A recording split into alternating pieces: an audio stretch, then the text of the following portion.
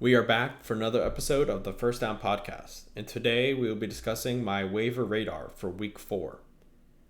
Now, as a reminder, in my waiver radar, I will discuss 1 to 2 players at each position that are rostered in less than 50% of ESPN leagues, and then I will mention a couple players to consider dropping in your roster that are owned in more than 50% of ESPN leagues.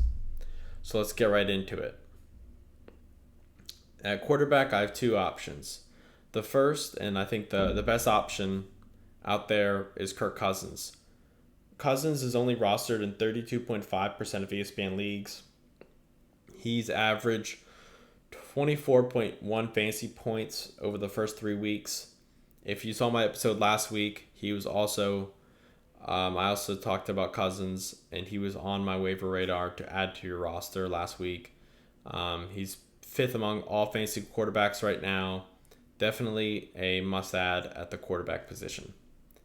Now, if you're looking for a riskier option, looking deeper into your waivers, there really aren't a lot of options. I would consider Taylor Heinicke of the Washington football team. Now, Heinicke is rostered in 3.5% of ESPN leagues. In his first 2 starts as quarterback for the football team, which were week 2 and week 3, he averaged 20.21 fantasy points over those 2 games, which would rank 13th among all fantasy quarterbacks. And the Washington football team plays Atlanta this week, and in the 3 previous weeks, quarterbacks have averaged 24.98 fantasy points against the Atlanta Falcons. So I think it's a good matchup for Heinicke. Heinicke is proven to be a competent quarterback for at least the first 2 weeks, or for the first 3 weeks. He has a little bit of a rushing ability, had a rushing touchdown last week, so it definitely adds that aspect to his fantasy production. I think he's an interesting option looking forward. Some quarterbacks you can consider dropping. I have Baker Mayfield, Trevor Lawrence, and Justin Fields. Baker Mayfield, it's not necessarily a testament to his actual football production. It's more that the Cleveland Browns just run the ball so much that his passing opportunities are so limited that as a fantasy quarterback, not very valuable. Now, on the other hand, Trevor Lawrence has had plenty of passing opportunities, but really has not made the most of them. Has 7 interceptions over the first 3 games, which is tied for first in the NFL, tied with Zach Wilson, a quarterback that's only rostered in 3% of leagues. So Trevor Lawrence has really struggled so far. Was the first overall pick in this past year's NFL draft. Jacksonville has some options at wide receivers, some decent options, but for right now, Lawrence is still adjusting to the NFL landscape, and I would not roster him at this point in time. And lastly, Justin Fields made his first start for the Chicago Bears this past week. Only had 3 fantasy points, but the Bears really struggled against the Browns. But at this point, I would stay away from Fields, even if he improves just by a little bit. The Bears on offense really do struggle, so I would steer clear of those 3 quarterbacks. Now, moving on to running back, there always seems to be limited options at this position, but this week, Chuba Hubbard will be a very, very popular option. Now, Hubbard is only rostered in 11.3% of ESPN leagues right now.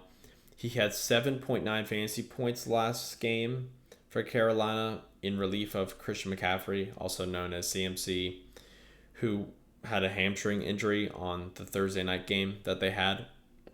Now, Hubbard had 11 carries for 52 yards and 3 receptions for 27 yards. So definitely had a balance of both rushing and receiving opportunities, which should make him a good option looking forward. Now, McCaffrey is not expected to be put on the IR, which would mean that at least the team expects him to be back within 3 weeks, because once you're placed on the IR, you're automatically out for the next 3 games.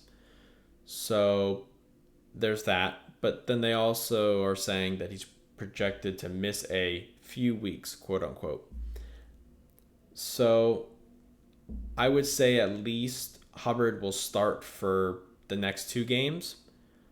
So he can be definitely a good fantasy option if you've been struggling at that position, had some injuries early in the year, and you need a replacement. Hubbard is definitely a good option, but remember that at this point, his fantasy opportunities are limited beyond 3 or 4 weeks from this time once McCaffrey comes back. Now, some running backs you can consider dropping are David Johnson and A.J. Dillon, who I also included in last week's episode that you should consider dropping them. And I've added Ronald Jones this week. Ronald, really similar to David Johnson, is really sharing carries with other running backs, not really getting a lot of opportunities. And specifically with Ronald Jones, the Tampa Bay Buccaneers really pass the ball so much that Ronald Jones, being the second running back to Leonard Fournette, gets very limited opportunities and really hasn't made the most of them when he's presented with those opportunities. So at this point, I would highly consider dropping Ronald Jones, David Johnson, and A.J. Dillon. Now with wide receivers, there's 2 options that I'm looking at this week. And really there's, I think, a couple of good options out there. The big one is Emmanuel Sanders of the Buffalo Bills. Now, I talked about Emmanuel Sanders last week to consider adding to your roster, and if you did, it really paid off because he had 22 fantasy points this past week, 2 touchdowns, and he's still only rostered in 23.3% of ESPN leagues. He's had 20 targets over the first 3 games, which is, I think, very good for being a second wide receiver. But the Buffalo Bills, really, their offense began clicking this week against Washington's defense, who has been struggling. But it's good to see that the Buffalo offense starting to get going. And Josh Allen had a really big game. So I would expect more big games from Josh Allen than, less productive games such as week 2 and week 1. So Emmanuel Sanders, definitely good option to add to your fantasy roster. Now, I also would consider adding Josh Gordon. Now, Josh Gordon has not played in the NFL since 2019, but he signed today with the Kansas City Chiefs. Now, Josh Gordon was a very talented wide receiver, and his talent has never really been the issue. It's been various issues that he's been, he's been suspended over various points of times for violating the league's drug abuse policies and substance abuse policies and such. So Gordon was reinstated on Friday, and today was signed by the Chiefs. Now, he is not likely to play this coming week because the Chiefs want him to start with the practice squad, get in game shape before they add them to their game day roster. So not necessarily an option for this week, but I assume that he'll be a very popular option on waivers. So if you want to take a risk on Josh Gordon, which this is a very risky option, but it could pay out very well. I wouldn't trust Josh Gordon in a lot of offenses, but with Patrick Mahomes and their ability to throw the ball down the field, I think Gordon could be a very interesting option. So I would expect Gordon to come back maybe week 5, maybe week 6. So definitely a good option for this week to pick up this week. Some receivers you can consider dropping. Mecole Hardman and Darnell Mooney, who I mentioned last week as well. And I added to the list this week Laviska Shenault. Shenault, you know, is kind of among a bunch of decent wide receivers in Jacksonville.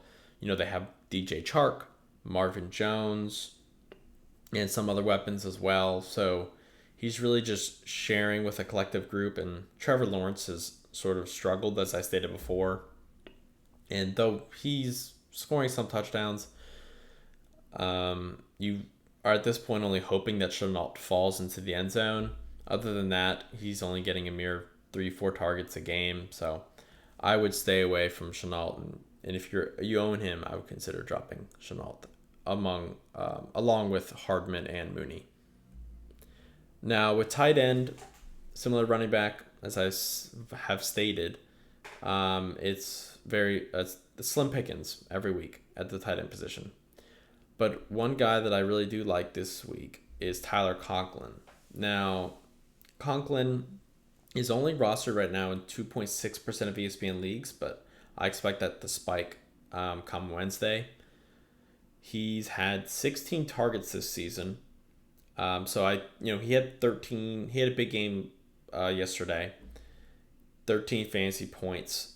But I don't really think that's a fluke because he's had multiple targets in the 2 previous games. He just, didn't really get into the end zone. So, at a position where there's really just a lot of kind of average players, I think Conklin can be, a viable streaming option at the tight end position. Some tight ends that you could consider dropping in place of Conklin, I would say Robert Tonyan, who's only had 8 targets on the season, so really half of what Conklin's had. And even with those targets, Tonyan hasn't made much of anything with those targets. And Jonnu Smith. Now, Jonnu Smith has also had 16 targets this season, but with the New England offense and their rookie quarterback and Mac Jones, there's not really a whole lot I trust now with that offense and getting the ball down the field and getting in the end zone. Kirk Cousins with the Vikings and Conklin are playing very well right now, moving the ball down the field, and they're getting a lot of scoring opportunities. So I at this point, I would choose Conklin over Jonnu Smith. Now, on to kickers. The kicker that I have on the radar this week is Nick Folk. Now, I talked about Folk last week, to consider adding him to your roster. And if you did, I think that paid out pretty well. He had 9 fantasy points last week, but he's averaged 11.3 over the first 3 weeks, which is 3rd among all fantasy kickers. He's still only rostered in 11.7% of ESPN leagues. And like I just talked about the Patriots offense, they've had trouble scoring touchdowns, but they've been able to drive the ball at times, which has given Folk opportunities for field goals. So that's why I like Folk. And a kicker that you could drop in place of Folk, if you happen to have Jason Myers. I talked about dropping Jason Myers last week, and I'm sticking to it. He's still owned in more than 80% of ESPN leagues. It kind of baffles me. He missed a kick this week, and still, even with missing kick, he doesn't really get a lot of kicking opportunities with Seattle. They seem to either score a touchdown or not score at all. So I would consider dropping Myers. Now, lastly, defense. The defense that I'm looking at this week is the Bears defense. Now, if you listened to the podcast last week, I mentioned that you could pick up the Bears, who played the Browns last week, and in anticipation for their matchup with the Lions this week. So if you have the Bears already, great. If you don't, I would try to target the Bears this week. They're only rostered in 14.1% of ESPN leagues. They've averaged 7.7 fantasy points over the first 3 weeks, which is tied for 7th among defenses. And as I've said, they have a favorable matchup against the Detroit Lions this week. And defenses have averaged they've averaged 6 fantasy points against the Detroit offense this season, which is a good number for a defense. If you're scoring more than five or more points with the fantasy defense, I think that's a good week. You want to just avoid negatives. You want to avoid very low numbers, but I think anything more than 5 points is a decent week. And I think the Bears can do that this coming week. Some defenses that you can drop, or at least consider dropping, would be Washington and the 49ers, which I talked about last week. And their onslaught schedule that they have coming up is very tough. And even though Washington's playing Atlanta, and Atlanta's at times struggled on offense this season, Washington's defense has looked so horrid that I don't even think they're worth to pick up for this week, because the following week they play the Kansas City Chiefs, so you're not gonna play them the following week. And I've added to the list this week the Carolina Panthers. Now, the Panthers defense is second in fantasy points right now, so they've really been performing well. But the next couple of weeks, they have a tough schedule and face some tough offenses. Next week, they're playing Dallas.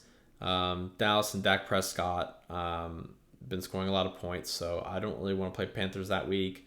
The following week, they play the Eagles. Jalen Hurts has actually performed very well this season, so I don't want to play them against the Eagles. And then they play the Vikings and Kirk Cousins and Dalvin Cook, and hopefully Cook's back then. And Cousins and the Vikings have been doing very well on offense, so even those 3 weeks, I don't want to play the Panthers defense. So at that point, I don't consider them worth to keep on your roster, so you could consider dropping them. So that's what I have for this week. Please like, subscribe. This is also available on Apple Podcasts. If you're listening on the podcast, please subscribe as well. Stay tuned for next week, where I'll cover week 5 and your waiver options.